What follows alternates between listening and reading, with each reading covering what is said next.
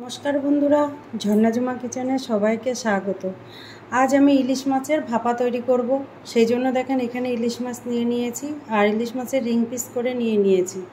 তো ভালো করে দেখেন ধুয়ে পরিষ্কার করে নিয়ে নিয়েছি। তো আমি এখন ভাপা তৈরি করার জন্য সর্ষেগুলো বেটে নেব। এখানে দেখেন আমি দু রকম সর্ষে নিয়েছি, কালো সর্ষে আর হলুদ সর্ষে, আর নিয়ে নিলাম দুটো কাঁচা লঙ্কা। তো এই সর্ষেটা আমি একটু নুন দিয়ে বেটে নেব, সামান্য একটু নুন দিয়ে বেটে নেব।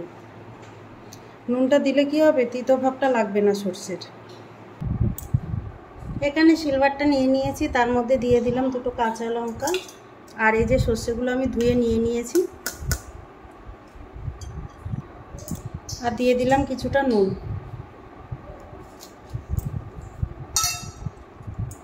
এখন জল দিয়ে বেটে নেব, একদম মিহি করে বেটে নেব। চাইলে কিন্তু আপনারা মিক্সিতেও পেস্ট করে নিতে পারেন।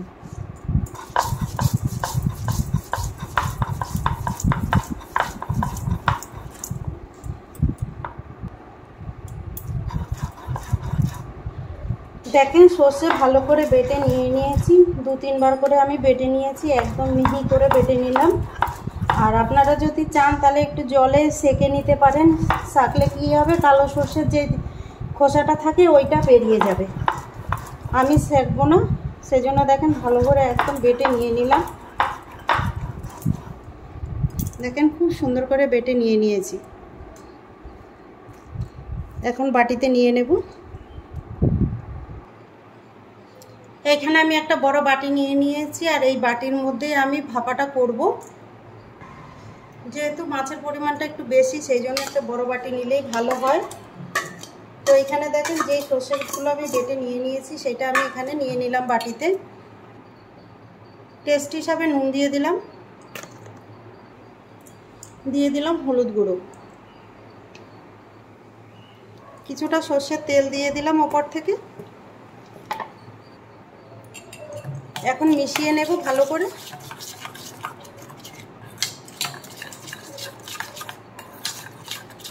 দেখেন মেশানো হয়ে গেছে। এখন মাছগুলো এর সাথে দিয়ে দেব, এর মধ্যে মশলার সাথে ভালো করে মাখিয়ে নেব।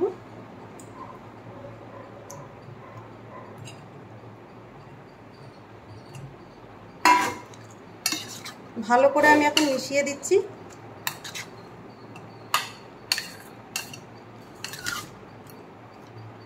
যাতে প্রত্যেকটা মাছের মধ্যে সর্ষের মশলাটা লাগে।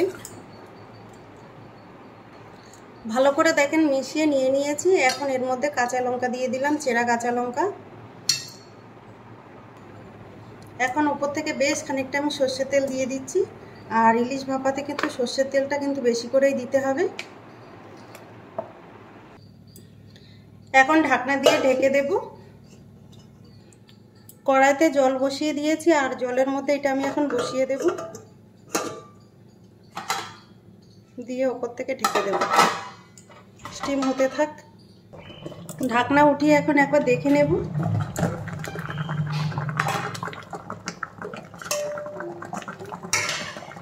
দেখেন তৈরি হয়ে গেছে।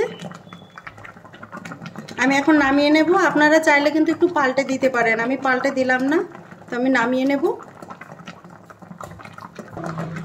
এই রেসিপিটা যদি আপনাদের ভালো লাগে তাহলে আমার চ্যানেলটাকে সাবস্ক্রাইব করবেন, লাইক করবেন, কমেন্ট করবেন, আর অবশ্যই শেয়ার করবেন।